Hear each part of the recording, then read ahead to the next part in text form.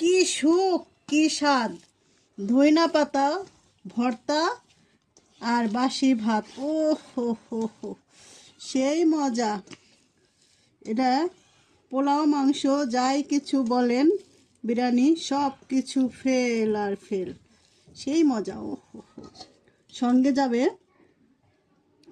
পেঁয়াজের কালি, তার সঙ্গে কাঁচা মূলা। ও সেই অসাধারণ খাবার।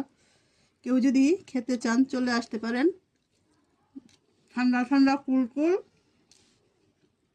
এই পরিবেশে এটা খাওয়ার মজাটা আলাদা। ও সেই মজা। আহ হুম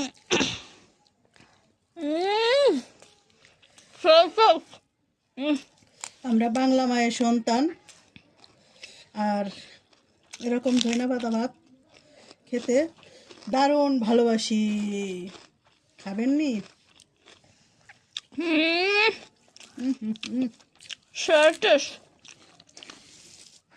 সর্টেস খেতে চান চলে আসতে পারেন।